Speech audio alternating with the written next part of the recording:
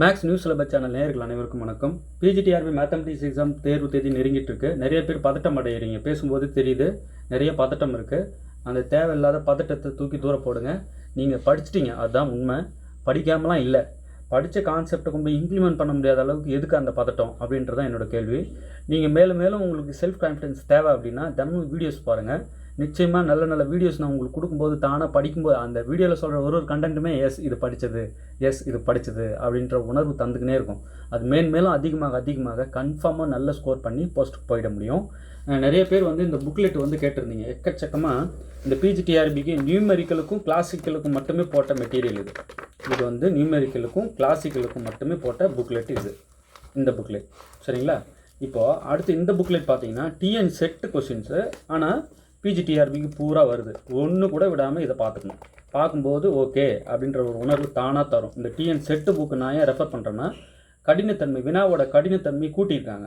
அதுக்காக இதை நீங்கள் படிச்சுட்டு தான் தேர்வுக்கே போகணும் அப்படின்னு சொல்கிறேன். அடுத்து இந்த புக்லெட் பார்த்தீங்கன்னா பிஜிடிஆர்பிக்குன்னு நாம் போட்ட வீடியோ கண்டென்ட்டு டீட்டெயில்டாக இருக்கும். இதோட பியூட்டி என்னென்னா, தமிழ் எலிஜிபிலிட்டி டெஸ்ட் கொஸ்டின்ஸ் பின்னாடி 90 வச்சுருக்கேன்.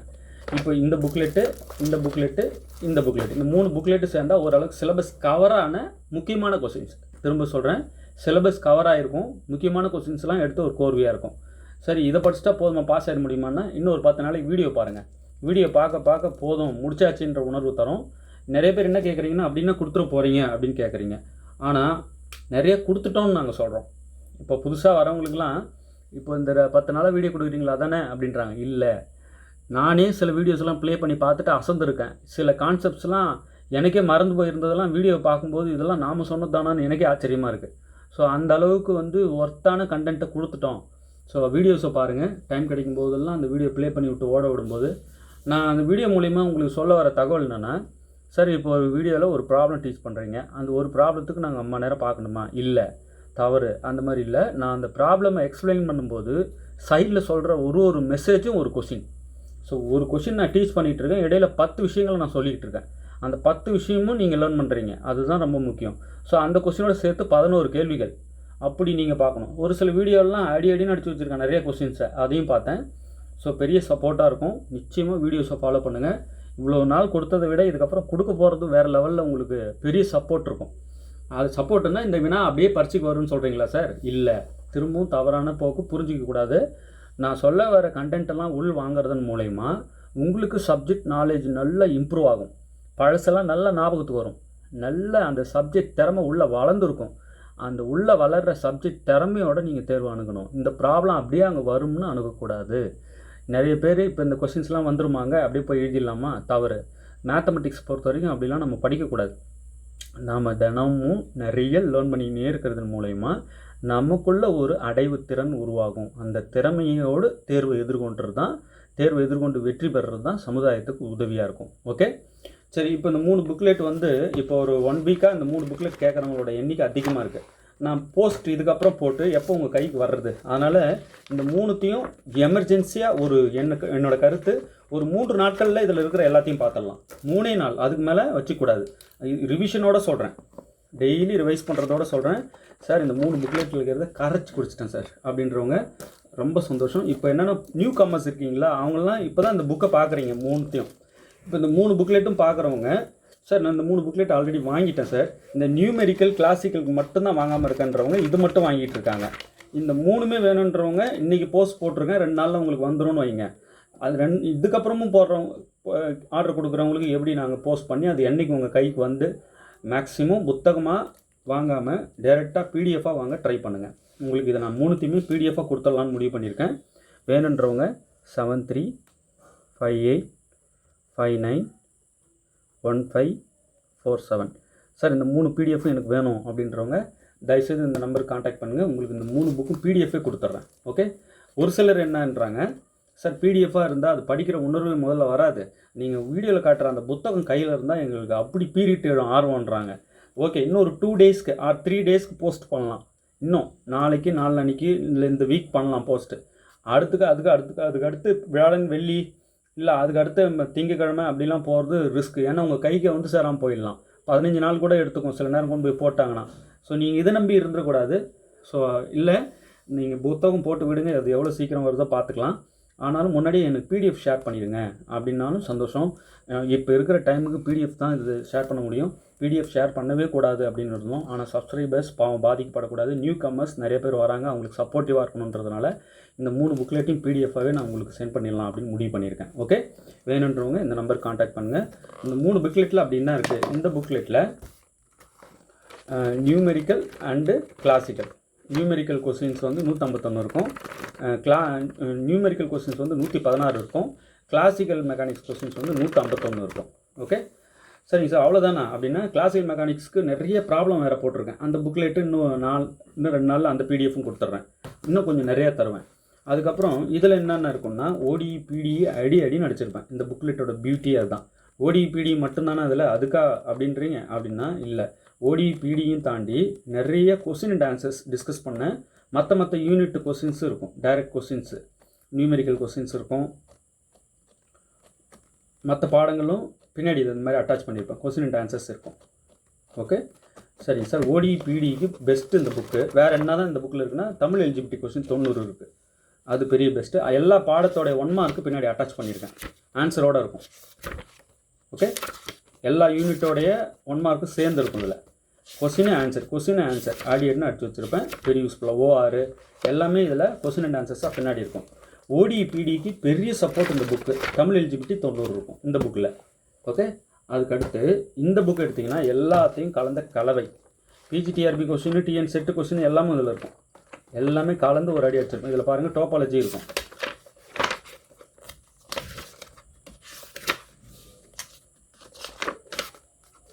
டோபாலஜி கொஸ்டின்ஸ் பாருங்கள், டோபாலஜி வச்சுருக்கேன். உள்ளே எல்லாமே கலந்துருக்கும். ஓஆர், ஸ்டாட் 1, 2, இதுக்கு முன்னாடி கேட்ட கொஸ்டின்ஸு எல்லாமே. இந்த டிஎன் செட்டு புக்கை அவசியம் படிக்கணும், விடக்கூடாது. தயவுசெய்து இதை படிங்க, இந்த பிஜிடிஆர்பி புத்தகத்தை விட. இந்த பிஜிடிஆர்பி புத்தகம் ஓடி பிடி என்ன சொன்னாங்கன்னா, ஒரு கமெண்ட்டில் ஒருத்தவங்க வந்து மெசேஜ் வாட்ஸ்அப் டெக்ஸ்ட்டே பண்ணியிருந்தாங்க. சார் ஓடிபிடி கொஸ்டின்ஸ் எத்தனை வந்தாலும் அதை அப்படியே விட்டுறலான்னு நினச்சிக்கிட்டு இருந்தேன்.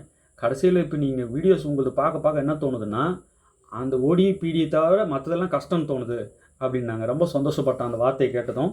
நம்ம எந்த பாடங்களை நீங்கள் கடினன்றீங்களோ அதை எளிமையாக்குறது தான் நம்ம வேலையை. உங்களுக்கு எளிமையாக்கி தர்றது தான் எங்களோட குறிக்கோளே. ஓகே, அதுக்கடுத்து பார்த்தீங்கன்னா இந்த பிடிஎஃப்பில் அந்த புதுசாக நிறைய பேர் என்ன கேட்குறாங்க, சார் கிளாசிக்கலு, நியூமெரிக்கலு, டோபாலஜி இது 3 புதுசாக சேர்த்தாங்க பற்றியா, இது 3 பற்றின ஐடியாவே இல்லாமல் இருந்தோம். பட் இப்போ அந்த பயமே போயிடுச்சு சார். மற்ற பாடங்கள் மேலே தான் பயம் இருக்குன்றாங்க. மற்ற பாடங்கள்லாம் வீடியோ போட்டாச்சுங்க, வீடியோஸ் பாருங்கள், தானே அந்த செல்ஃப் கான்ஃபிடென்ஸ் தரும். நம்மக்கிட்ட ஸ்பெஷலி அந்த செல்ஃப் கான்ஃபிடென்ஸ் தர்றது தான். ஓகே, இந்த 3 புக்லெட் வேணுன்றவங்க நாளைக்கு நாளன்னைக்கு வரைக்கும் போஸ்ட் பண்ணலாம். நேராக புத்தகமாக வரும். அதுக்கு அடுத்து நீங்கள் போகிறீங்கன்னா ரிஸ்க் இருக்குது, வந்து சேர்றதுக்குள்ளே தேர்வு வந்துடும். சொல்கிறது புரியுதுங்களா? அல்லது இந்த வாரத்தில் நீங்கள் கேட்குறவங்களுக்கு புத்தகம் நாங்கள் சென்ட் பண்ணிடுவோம். அடுத்த வாரத்துலேருந்து பிடிஎஃப் கிடைக்கும். ஓகே, வேணுன்றவங்க இந்த நம்பர் காண்டாக்ட் பண்ணுங்கள், உங்களுக்கு இந்த 3 புக்லெட் தரேன். சரிங்க சார், இப்போது கிளாசிக்கல் மெக்கானிக்ஸுக்கு 151 ஸ்டேட்மெண்ட்டுக்கும் ப்ராப்ளம் போட்டுருக்கீங்களா, தினமும் நாங்கள் பார்க்குறோம். அந்த ப்ராப்ளம் கொடுங்க, நிறைய பேர் கால் வருது. அந்த ப்ராப்ளம் இன்னும் ஒரு 2 டேஸ் போட்டும் நிறைய தரேன். ரைட், கொஞ்சம் கொஞ்சமாக வாங்கிறத விட மொத்தமாக வாங்கிக்கோங்க. ஓகே, இப்போது நிறைய நாட்களில் ஒரு சோர்வு அடைஞ்சிருவேன். இந்த வீடியோ எனக்கு போட முடியாது, ரொம்ப டயர்டாக இருக்குது அப்படின்ற உணர்வில் நிறைய நாள் என்னால் வீடியோவே போட முடியாதுன்னு போய் படுப்பேன். படுக்கிற நேரங்களில் எனக்கு கால்ஸோ இந்த வாய்ஸ் நோட்டோ வரும். அது வாய்ஸ் நோட் நிறைய அனுப்பியிருக்காங்க. நல்லா ரொம்ப சந்தோஷம். அந்த வாய்ஸ் நோட்லாம் கேட்க ஒரு புத்துணர்வு அடைவேன். என்னால் வீடியோ போட முடியலன்னு போய் அசதியாக படுக்கிற நேரத்தில் வர ஃபோன் காலோ வர வாய்ஸோ 1 செகண்ட் அப்படி கேட்டேன்னா அவங்க கொடுக்குற அந்த ரெக்வஸ்ட்டுக்காகவே திரும்ப எழுஞ்சி வீடியோ போட வந்துடுவேன். அந்த அளவுக்கு சார் தயவுசெய்து வீடியோஸ் நல்லா இருக்குது சார், இப்போ இந்த டாப்பிக்கில் எனக்கு இந்த ப்ராப்ளம் வந்து புரியாமல் இருக்குது சார், இதை போட முடியுமான்னுவாங்க. அவங்க கேட்டதுக்காகவே போயிட்டு டக்குன்னு உட்காந்து வீடியோ போட்டு தான் அடுத்த ரெஸ்ட்டுக்கே போவேன். ஸோ சோர்வு அடையும் போதெல்லாம் உங்களுடைய அந்த ரெக்வஸ்ட் வாய்ஸோ இல்லை சார் உங்களுடைய அந்த என்கரேஜ்மெண்ட் வேர்ட்ஸோ பார்க்கும்போது அவங்க முதல்ல எடுத்தோடனே அவங்க வார்த்தை என்னென்னா, சார் ரொம்ப வீடியோ நல்லாயிருக்கு, பெரிய சப்போர்ட்டாக இருக்குது, இந்த சர்வீஸ்க்கு பாராட்ட வார்த்தையே இல்லைன்னு ஆரம்பிப்பாங்க. அதுக்கப்புறம் பார்த்தீங்கன்னா இந்த ஏரியாலாம் எங்களுக்கு டிஃபிகல்ட்டிஸ் இருக்குது, கொஞ்சம் வீடியோஸ் போடுங்கன்னு சொல்லுவாங்க.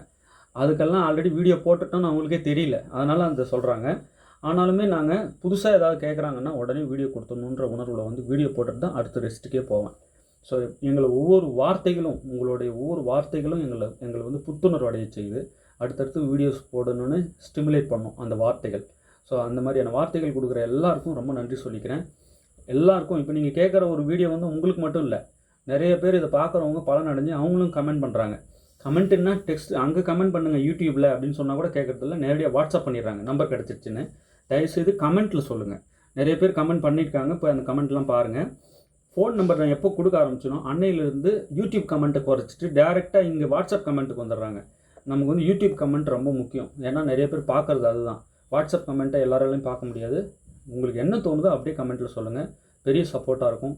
உங்களுடைய ஒவ்வொரு ரெக்வஸ்ட்டுமே எனக்கு என்கரேஜிங்காக இருக்குது. நீங்கள் கேட்டதுக்கப்புறம் போய் அங்கே ரிஸ்ட் எடுக்கணுன்ற உணர்வு வராது. ஐயோ அவங்க கேட்டிருக்காங்களே அதை கொடுத்துருவோன்ற உணர்வு வந்து தானாக ஏந்திருப்பேன். ஸோ அதுக்கெல்லாம் காரணம் உங்களோட என்கரேஜிங் வேர்ட்ஸ் தான், வேறு ஒன்றும் இல்லை. அவங்க எல்லாருக்கும் இந்த நேரத்தில் நன்றி சொல்ல கடமைப்பட்டுக்கிறேன். இப்போ டோபாலஜிலேருந்து முக்கியமான கொஸ்டின்ஸ் ஒரு சிலது எடுத்திருக்கேன். டோபாலஜின்னு காதால் கேட்க முடியல, அவ்வளோ கொஸ்டின்ஸ் கேட்டுகிட்டே இருந்தாங்க. டோபாலஜி மாதிரி ஒரு எளிமையான பாடமே இல்லை அப்படின்றத இப்போ நம்ம ப்ரூவ் பண்ண போகிறோம். அதாவது ஏற்கனவே வந்து டோபாலஜி வீடியோ போட்டிருக்கேன். அந்த வீடியோலாம் வேணுன்றவங்க நம்பருக்கு காண்டாக்ட் பண்ணுங்கள். 7358591547 இந்த நம்பருக்கு வந்து வாட்ஸ்அப் பண்ணுங்கள். உங்களுக்கு டோபாலஜி வீடியோஸ் மட்டும் தனி பிளேலிஸ்ட் அனுப்பிடுறேன். அதில் எல்லாமே இருக்கும். இப்போது அந்த வீடியோஸ்லாம் பார்க்கலாம் அவங்க. அதனால தான் பார்த்துட்டாங்கன்னா ஓகே டோபாலஜி பயம் போயிடும். இப்போ புதுசாக வந்துக்கிறவங்களுக்கு இன்னும் டோபாலஜி கொஞ்சம் கொடுக்கலாம், இன்னும் கொஞ்சம் டோபாலஜின்றது ஒரு 10 வீடியோ போட்டுருக்கீங்க எவ்வளோதான்றீங்களா அப்படின்னா இல்லை. டோபாலஜி இந்த யுகத்துக்கும் டீச் பண்ணலாம், அவ்வளோ இருக்குது. சரி இன்னும் கொஞ்சம் அது மேலே ஃபியர்னஸ் இருக்குன்றதுனால அதை கொஞ்சம் கொடுத்துடலாம் தான் இப்போ இந்த வீடியோ கொடுக்குறேன். ஓகே பாருங்கள். Let x and y be two topological spaces. A function f x2y is said to be a homeomorphism. Homomorphism வேறு, ஹோமியோமார்ஃபிசம் வேறு. ரெண்டும் வேறு, ரெண்டும் ஒன்றும் கிடையாது. ஹோமோமார்ஃபிசம்னா என்னென்னு கமெண்ட்டில் சொல்லுங்க பார்க்கலாம், எத்தனை பேர் சரியாக சொல்கிறீங்கன்னு. இப்போ நம்ம ஹோமியோமார்ஃபிசம் பற்றி படிக்கிறோம். டோபாலஜிக்கல் ஸ்பேஸில் இருக்கோம். நம்ம இருக்கிற டொமைன் ஸ்பேஸு எதுன்னு தெரியாமல் நம்ம கேள்வி படிக்கக்கூடாது. நம்ம எந்த இடத்துல இருக்கிறோன்றதை முதல்ல முடிவு பண்ணிக்கணும். டோபாலஜிக்கல் ஸ்பேஸில் இருக்கோம். இப்போது எஃப்ன்றது எக்ஸ்லேருந்து ஒய்க்கு டிஃபைன் பண்ண ஒரு ஹோமியோமார்ஃபிசம். ஹோமியோமார்ஃபிசம்னா என்ன? இந்த எஃப்ஐ எக்ஸ்லேருந்து ஒய்க்கு டிஃபைன் பண்ண இந்த எஃப்ஐ நம்ம ஹோமியோமார்ஃபிசம் எப்போ சொல்கிறோம்னா, இந்த எஃப் 1-1 இருக்கணும், ஆன்-2 இருக்கணும், எஃப் வந்து இது கண்டினியூஸாக இருக்கணும்.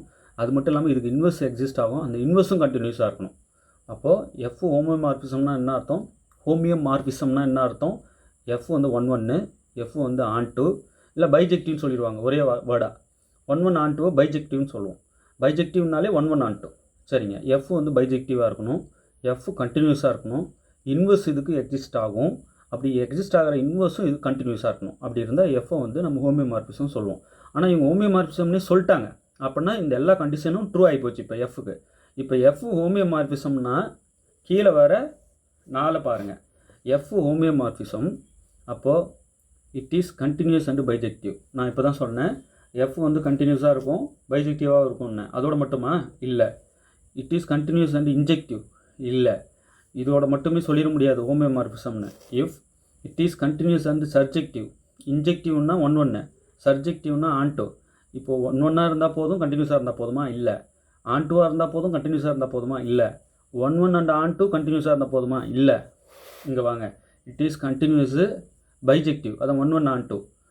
And its inverse is continuous. இன்வெர்ஸும் எக்ஸிஸ்ட் ஆகணும், அந்த இன்வெர்ஸும் கண்டினியூஸாக இருக்கணும். அப்போது எதுதான் correct? Most suitable option D. நல்லா புரிஞ்சிருக்குன்னு நினைக்கிறேன். சார் இதை நான் அப்படி டெய்லி நோட்ஸ் எடுத்துகிட்டு தான் சார் வரேன். சார் உங்கள் வீடியோ பார்க்காம தூங்குறதே இல்லை, நிறைய கமெண்ட் பாசிட்டிவ் கமெண்ட்ஸ் என்னை தூங்க விடலை அப்படின்னு தான் சொல்லணும். நல்லா தூங்கி ரொம்ப நாள் ஆச்சு நானுன்னு தான் சொல்லணும். ஏன்னா இப்போ நம்ம வீடியோ போட்டு போய் தூங்கிடுறோம்னு நினச்சிடாதீங்க. அடுத்தடுத்து கொஸ்டின்ஸு, வாட்ஸ்அப்பு, அப்பா ஒவ்வொருத்தரும் பண்ணுற கமெண்ட்டு, ஸோ இவ்வளவும் இருக்கு இல்லையா, எல்லாத்தையும் பார்க்கணும். அந்த ஆபத்து நேரத்தில் உதவணுன்னா அப்புறம் என்ன யூடியூப் வேறு அப்படின்னு தான் நிறைய பேருக்கு முடிஞ்ச வரைக்கும் வாட்ஸ்அப்பில் நாங்கள் பதில் சொல்லிக்கிட்டு இருக்கோம். உங்கள் எல்லாருக்கும் நான் சப்ஜெக்ட் ரீதியாக என்ன சப்போர்ட் பண்ண போகிறேன்னா யூடியூப் தான். யூடியூப்பும் டெய்லி பாருங்கள். இன்னும் ஒரு 10 நாளைக்கு பாருங்களேன், அப்பா போதும் சாமின்ற அளவுக்கு இருக்கும். அடுத்தது பாருங்கள், ஆல்ரெடி வீடியோ கொடுத்துட்டோன்றது தான் இன்னும் உண்மை. நான் இப்போ போடுற வீடியோக்களை விட பழைய வீடியோக்களை பார்த்து தான் அசந்து போயிருக்கேன். பரவாயில்ல, நல்லா தான் பண்ணியிருக்கோம் அப்படின்ற உணர்வு வருது. நமக்கு வருதோ இல்லையோ, வெளியிலேருந்து கமெண்ட் பண்ணுறவங்க, ஃபோன் பண்ணுறவங்க சொல்கிறாங்க பெரிய யூஸ்ஃபுல்லாக இருக்குது சார், நன்றி அப்படின்னு நிற்கிறாங்க. ரொம்ப நன்றி கடன் பட்டிருக்கேன் உங்களோட என்கரேஜிங் வேர்ட்ஸ்க்கு. பாருங்கள் அடுத்தது, let F is a function from X to Y be a homeomorphism. Okay, எக்ஸும் ஒய்க்கும் இடையில் டிஃபைன் பண்ண ஒரு ஹோமியோமார்ஃபிசம். இது ஹோமோமார்ஃபிசம் கிடையாது. ஹோமியோமார்ஃபிசம் வேறு, ஹோமோமார்ஃபிசம் வேறு. ஹோமோமார்ஃபிசம்னா என்னன்னு சொல்லிட்டு கமெண்ட்டில் பண்ண சொல்லியிருக்கேன், கமெண்ட் பண்ணுங்கள் சரியா. Which of the following property is preserved under f? சரி, எஃப் வந்து ஹோமியோமார்ஃபிசம் சொல்லிட்டீங்க. அப்போது எஃப் வந்து என்னென்னலாம் ப்ரிசர்வ் பண்ணும்? காம்பேக்ட்னஸை ப்ரிசர்வ் பண்ணுமா, கனெக்டட்னஸை ப்ரிசர்வ் பண்ணுமா, ரெண்டுமே ப்ரிசர்வ் பண்ணுமா? Connectedness compactness both A and பியா, நெய்தர் ஏ நார் பியா, ஏவும் இல்லை பியும் இல்லையா, எது தான் இதில் கரெக்ட் அப்படின்னு கேட்குறேன். இப்போ நான் என்ன சொன்னேன், எஃப் வந்து ஹோமியோமார்ஃபிசம்னு அவங்க சொல்லிட்டாங்க இல்லையா, எஃப் வந்து ஹோமியோமார்ஃபிசம் அவங்க கொடுத்துட்டாங்க இல்லையா, அப்படின்னா என்ன அர்த்தம்? எஃப் கண்டினியூஸா? ஆமாம், ஹோமியோமார்ஃபிசம் சொன்னதுனால எஃப் கண்டினியூஸு. அப்போது continuous image of compact space is காம்பேக்டா? எஸ், காம்பேக்ட்னஸ் அப்போ ப்ரிசர்வ் பண்ணுது. Continuous image of connected set is கனெக்டடா? எஸ், அப்போ கனெக்டட்னஸும் ப்ரிசர்வ் பண்ணுது. ப்ரிசர்வ் பண்ணுறதுனா என்ன? இங்கே எப்படி இருக்கோ அப்படியே மேப்பிங்கும் இருக்கும். ஓகே, அடுத்தது இப்போ காம்பேக்ட்னஸும் ப்ரிசர்வ் பண்ணுது, கனெக்டட்னஸும் ப்ரிசர்வ் பண்ணுது, எஃப் கண்டினியூஸ்ன்றதுனால.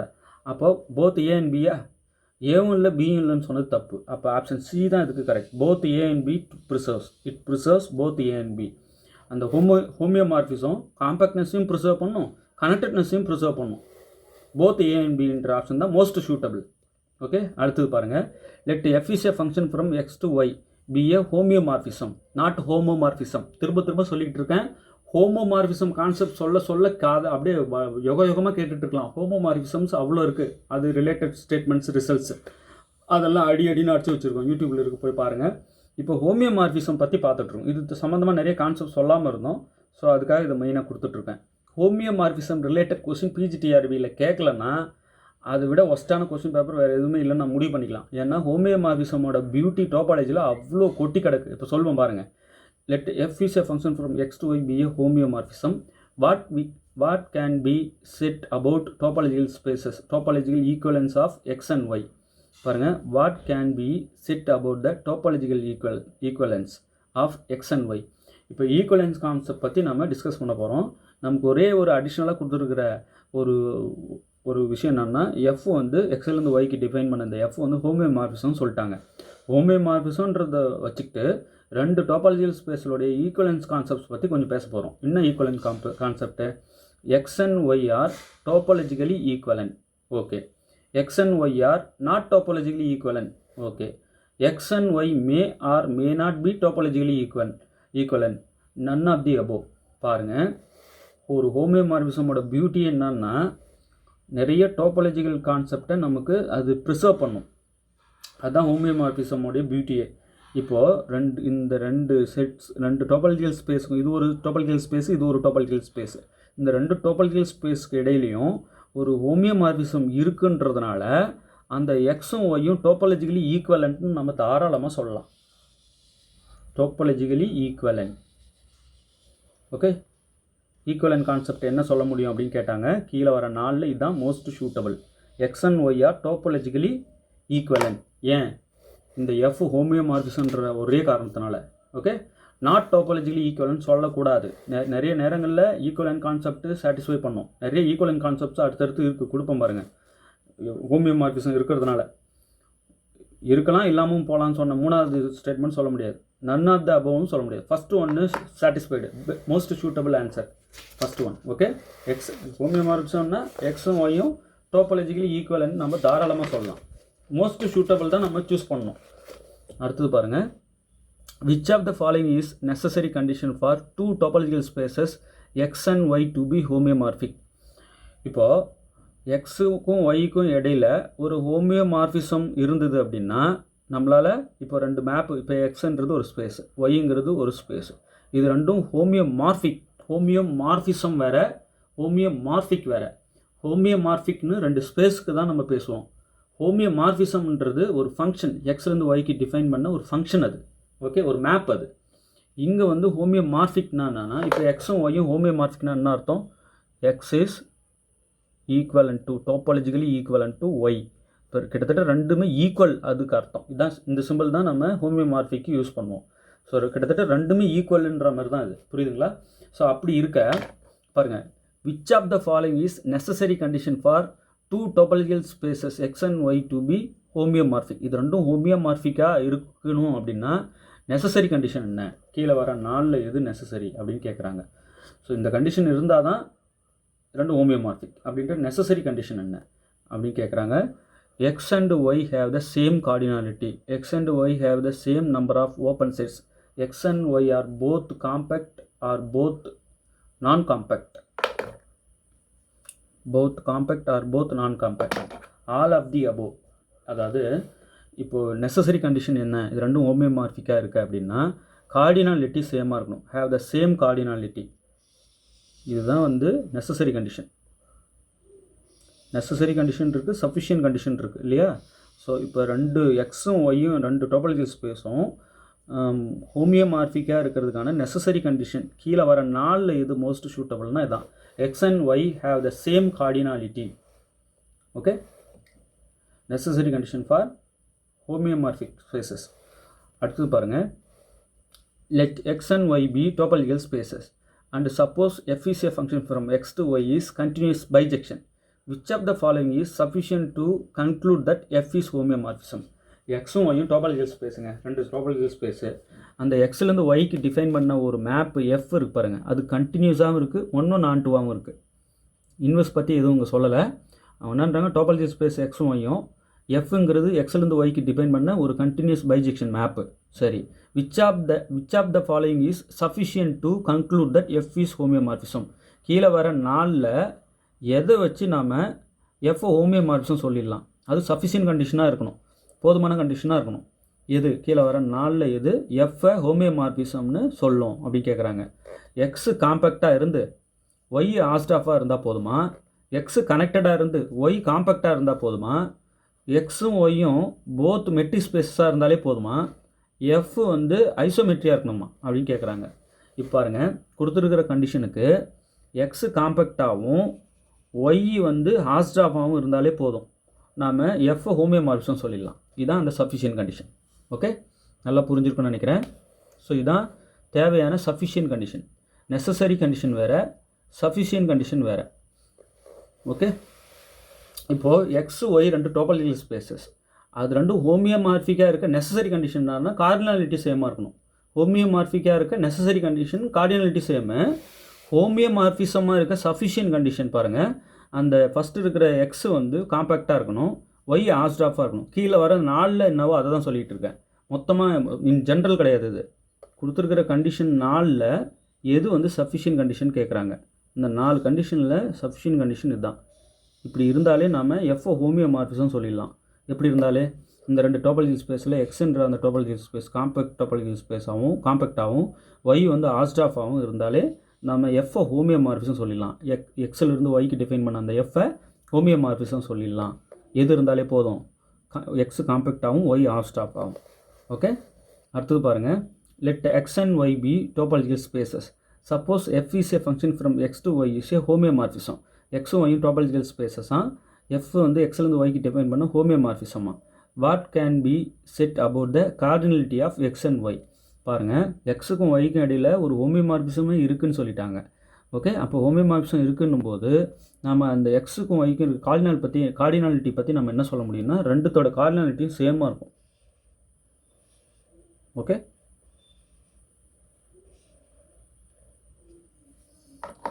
எக்ஸுங்கிற டோபாலஜியில் இருக்குது, எக்ஸுன்ற டோபாலஜிக்கல் ஸ்பேஸில் இருக்கிற நம்பர் ஆஃப் எலமெண்ட்ஸும் ஒய்ங்கிற டோபாலஜிக்கல் ஸ்பேஸில் இருக்கிற நம்பர் ஆஃப் எலமெண்ட்ஸும் ஈக்குவலாக இருக்கும். அதாவது கார்டினாலிட்டினா நம்பர் ஆஃப் எலமெண்ட்ஸ் இல்லையா, அந்த செட்டில் இருக்கக்கூடிய நம்பர் ஆஃப் எலமெண்ட்ஸ் அது சேமாக இருக்கும். ஹோமியோமார்ஃபிசம் எக்ஸிஸ்ட் ஆனால் எக்ஸுக்கும் ஒய்க்கு இடையில் ஒரு ஹோமியோமார்ஃபிசம் இருக்குன்னா அது ரெண்டுத்தினுடைய கார்டினாலிட்டி சேமாக இருக்குது அப்படின்னு சொல்லலாம். Okay, what can be set about the cardinality, எக்ஸோட கார்டினாலிட்டி ஒய்யோட கார்டினாலிட்டி பற்றி நீங்கள் எதனா சொல்ல முடியுமான்னா ரெண்டுத்தோட கார்டினாலிட்டி சேமாக இருக்கும் இப்படி ஒரு ஹோமியோமார்ஃபிசம் இருக்கிறதுனால. ஓகே, நல்லா புரிஞ்சிருக்குன்னு நினைக்கிறேன். அடுத்தது பாருங்கள், which of the following statements about homeomorphic spaces x and y is false? If x is compact, then y is compact. If y is connected, then y is connected. If x is connected, then y is connected. If x is hashed up, then y is hashed up. If x has a countable basis, then y has an uncountable basis. என்ன கேட்குறாங்க, ரெண்டு topological spaces இருக்குது, ரெண்டும் homeomorphic சொல்லிட்டாங்க, ரெண்டும் homeomorphic ஆகிடுச்சு. அப்போ கீழே வரதில் எது ஃபால்ஸ்ன்னு கேட்குறாங்க. Okay, X and Y are homeomorphic spaces. இப்போ ரெண்டும் ஹோமியோமார்ஃபிக்ன்றதுனால இது ரெண்டுக்கும் இடையில் ஒரு ஹோமியோமார்ஃபிசம் எக்ஸிஸ்ட் ஆகும், ஒன்று ஹோமியோமார்ஃபிசம் எக்ஸிஸ்ட் ஆகும் இல்லையா. அப்போ ஹோமியோமார்ஃபிசம் எக்ஸிஸ்ட் ஆகுதுன்னும் போது அப்போது அந்த இது ரெண்டுக்கும் இடையில் ஒரு கண்டினியூஸ் ஃபங்க்ஷன் இருக்குது, அதான் அர்த்தம். ஹோமியோமார்ஃபிசம் நம்ம வந்து ரெண்டு டோபாலஜிக்கல் ஸ்பேஸஸை ஹோமியோமார்ஃபிக் எப்போ சொல்லுவோம் அப்படின்னா அது ரெண்டுக்கும் இடையில் ஒரு ஒன்று ஹோமியோமார்ஃபிசம் எக்ஸிஸ்ட் ஆகும். ஓகே, அதுவும் ஹோமியோமார்ஃபிசம்னா என்ன, அந்த எஃப் வந்து இது ரெண்டுக்கும் இடையில் ஒரு ஹோமியோமார்ஃபிசம் எக்ஸிஸ்ட் ஆகுதுனாலே அது ரெண்டுத்தையும் ஹோமியோமார்ஃபிக் சொல்லிடலாம். இது ரெண்டும் ஹோமியோமார்ஃபிக்காக இருக்குன்றதுனால இது ரெண்டுக்கும் இடையில் ஒரு ஹோமியோமார்ஃபிசம் இருக்கும் அப்படின்னு சொல்லிடலாம். இப்போ இவங்க என்ன சொல்லிட்டாங்க, ரெண்டும் ஹோமியோமார்ஃபிக் சொல்லிட்டாங்க. அப்போ இது ரெண்டுக்கும் இடையில் ஒரு ஹோமியோமார்ஃபிசம் இருக்குமா, இருக்கும். அப்போ அந்த ஹோமியோமார்ஃபிசம் இருக்குன்றதுனால அந்த எஃப் ஹோமியோமார்ஃபிசம்னாலே எஃப் கண்டினியூஸாக, அந்த எஃப் கண்டினியூஸ். அப்போ continuous image of compact space is compact, okay. Continuous image of connected set is connected, okay. Continuous image of Hausdorff space is Hausdorff இருக்காது. Continuous image of Hausdorff space is Hausdorff கிடையாது. ஆனால் கண்டினியூஸுக்கு தான் அப்படி. Continuous image of homeomorphic image of Hausdorff space is Hausdorff, அந்த statement நமக்கு proof இருக்குது. இது ரெண்டுக்கும் கண்டினியூட்டி வச்சு எஸ்ன்னு சொல்லிட்டு வந்தோம். இதுக்கு கண்டினியூஸ் மட்டுமே போதாது. ஹாஸ்டாஃப் வந்து homeomorphic image of Hausdorff space is Hausdorff, ஆனால் ஹோமியோமார்ஃபிசம் இருக்குன்னு சொல்லிட்டோம் இல்லையா, அப்போ இதுவும் ட்ரூ தான். ஹோமியோமார்ஃபிசம் இதுக்கு வந்து கண்டினியூட்டி மட்டுமே போதும். எஃப் கண்டினியூஸ் தானே, அதனால் இது ரெண்டும் கண்டினியூஸ் கான்செப்ட் வச்சு டிஸ்கஸ் பண்ணிடலாம். ஆனால் continuous image of Hausdorff space is Hausdorff ஆனால் கண்டிப்பாக இல்லை. Continuous image of Hausdorff space is not Hausdorff, okay. அப்போ இதுவும் ட்ரூன்னு எப்போ ஏன் சொல்கிறீங்கன்னா homeomorphism continuous image of homeomorphic image of Hausdorff space is Hausdorff. அதனால் இங்கே கொஷினில் ஹோமியோமார்ஃபிசம் இருக்குன்னு தெரியுது ஹோமியோமார்ஃபிக்ன்றதுனால. அப்போ ஹோமியோமார்ஃபிசம் இமேஜ் ஆஃப் அந்த டொமைன் வந்து எஃப் ஆஃப் எக்ஸ் வந்து கண்டிப்பாக ஹாஸ்டாஃபாக இருக்கும், ஏன்னா எஃப் ஹோமியோமார்ஃபிசம்ன்றதுனால, okay. So homeomorphic image of Hausdorff space is Hausdorff, அதான் statement. Continuous image of connected set is connected. Continuous image of compact space is compact. So இது மூணுமே ட்ரூ ஆகுதுங்க. எது நாட் ட்ரூ, எது ஃபால்ஸ் பாருங்கள். இது ரெண்டும் ஹோமியோமார்ஃபிக் மட்டும்தான் சொன்னாங்க. அப்போ இது ரெண்டுக்கும் இடையில் ஹோமியோமார்ஃபிசம் இருக்கும், அந்த ஹோமியோமார்ஃபிசம் கண்டினியூஸாகவும் இருக்கும். அப்படின்னா என்ற கான்செப்ட் வச்சு தான் இதெல்லாம் பேசிக்கிட்டு வரேன், புரியுதுங்களா? ஓகே, அடுத்தது இங்கே பாருங்கள், fourth condition. Fourth option, if x capital x has a countable basis then y has an uncountable basis. Yes, இதுதான் ராங், இதுதான் ஃபால்ஸ். எஃப்க்கு வந்து கவுண்டபிள் பேசிஸ் இருக்கான், ஆனால் ஒய்க்கு அன்கவுண்டபிள் பேசிஸாக இருக்கும் அப்படின்றது தவறு.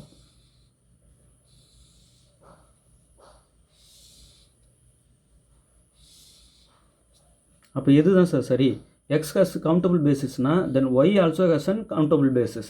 அன்கவுண்டபிள் பேசிஸ் சொன்னது தப்பு. நிறைய கான்செப்ட்ஸை இந்த ஹோமியோமார்ஃபிக்ன்ற விஷயம் ப்ரிசர்வ் பண்ணோம். ரெண்டு ஸ்பேஸை ஹோமியோமார்ஃபிக் சொல்லிட்டோம்னா நிறைய விஷயங்கள் ஒத்து போகும். இதுக்கு இருக்கிறதே அதுக்கும். இப்போ நீங்கள் எக்ஸுக்கு கவுண்டபிள் பேசிஸ் இருக்குன்னுட்டு ஒய்க்கு அன்கவுண்டபிள் பேசிஸ் இருக்குன்னு சொன்னது தவறு, புரிஞ்சிச்சிங்களா? அவ்வளோதான். இது ரெண்டையும் கண்டினியூ வச்சு நான் ட்ரூன்னு சொல்லிட்டேன். இது ஹோமியோமார்ஃபிசமை வச்சு நான் இது ட்ரூன்னு சொல்லிட்டேன். Homeomorphic image of Hausdorff space is Hausdorff, proof இருக்குது நம்மக்கிட்ட. அடுத்தது பாருங்கள், இப்போ இது சொல்கிற எல்லாத்துக்குமே ப்ரூஃப் இருக்குங்க. ஏதோ சும்மா உதாரணம் விடுறதில்ல, இதெல்லாம் ஒவ்வொன்றுக்கும் ப்ரூஃப் இருக்குது. அந்த ப்ரூஃப் படிக்கிறதுக்கு நேரம் நமக்கு வந்து குறைவாக இருக்குன்றதுனால டேரெக்டாக ஸ்டேட்மெண்ட்டை பார்த்து போயினுக்கிறோம், ஓகே. ஒவ்வொன்றுக்கும் ப்ரூஃப் கொடுக்க போகிறேன், ஏன்னா சிஎஸ்ஆருக்கு யூஸ் ஆகுது. அது டெஸ்ட் பண்ணி கொஸ்டின்ஸ் கேட்பாங்க, அதனால்.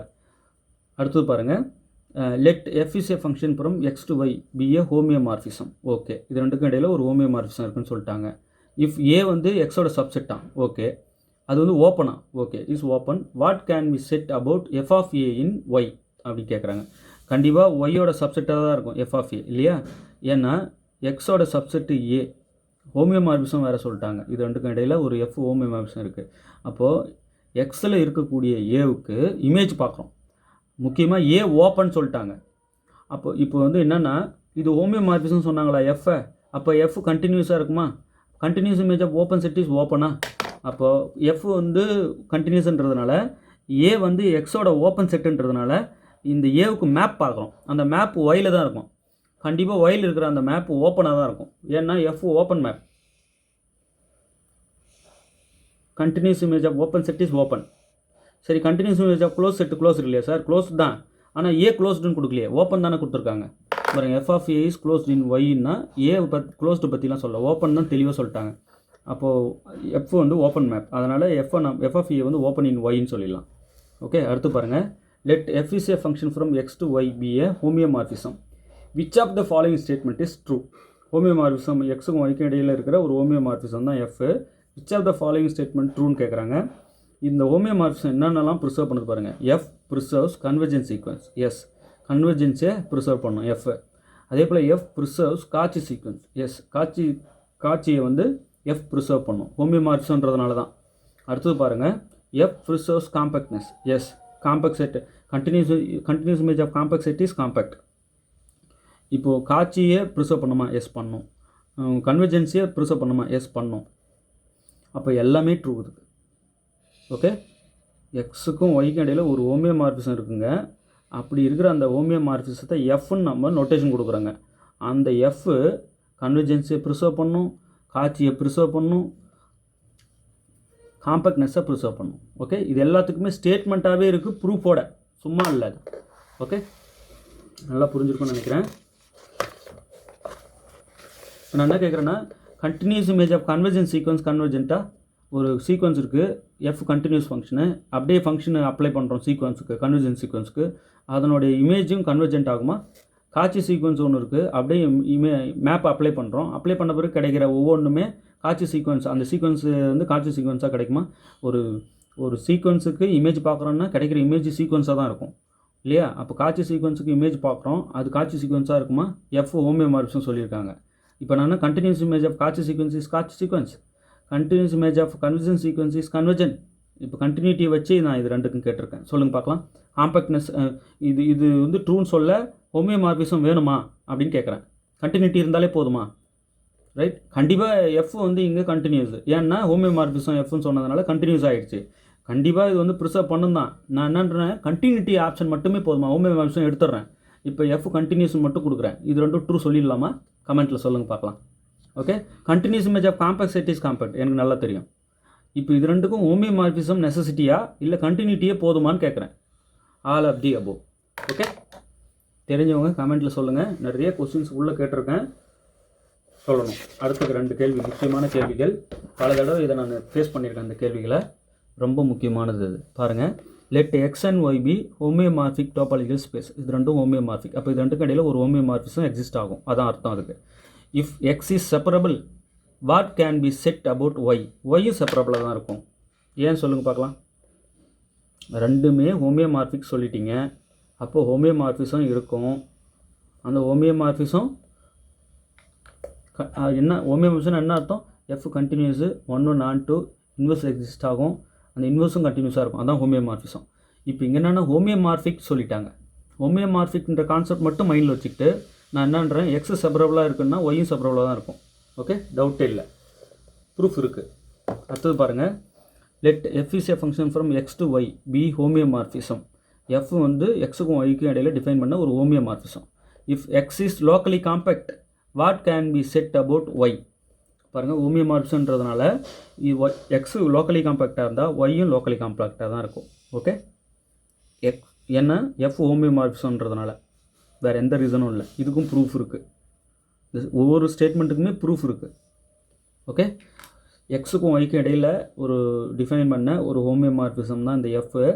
இப்போது எக்ஸு வந்து லோக்கலி காம்பேக்ட், எக்ஸு காம்பேக்டாக இருந்தால் கண்டிப்பாக எஃப் ஆஃப் எக்ஸு காம்பேக்டாக இருக்கும். Continuous image of compact set is compact. இப்போது இது ஹோமியோமார்ஃபிசம் இருக்குன்னு சொல்லிட்டு எக்ஸு லோக்கலி காம்பேக்ட்டுன்ட்டாங்க. அப்போது what can be set about y? Y is also locally compact. Okay, நல்லா புரிஞ்சிருக்கும்னு நினைக்கிறேன். இது எல்லாத்தையும் தனியாக நோட் போட்டு எழுதிட்டு வாங்க, இல்லை உங்களுக்கு பிடிஎஃபாக கூட இன்னும் ஒரு 1 வீக்கில் சென்ட் பண்ணிடுறேன். இது டெய்லி படிக்கணும், அதுதான் முக்கியம். ரொம்ப இம்பார்ட்டன்ட் விஷயங்கள் இப்போ நம்ம டிஸ்கஸ் பண்ணியிருக்கோம். சில கான்செப்ட்ஸு சார் இதை பற்றி நான் டிஸ்கஸ் பண்ண வேண்டியிருக்குனாலும் கமெண்ட்டில் சொல்லுங்கள்.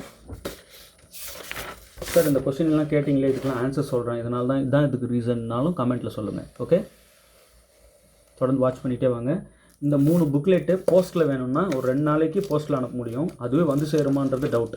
ஒரு வேளை வந்து சேரனாலும் நான் பிடிஎஃப் கொடுத்துருவேன். இல்லை சார் நீங்கள் பிடிஎஃபே கொடுத்துருங்க இந்த 3 புக்லெட்டுக்கு அப்படின்னா உங்களுக்கு இந்த கொரியர் சார்ஜ் குறையும் இல்லையா?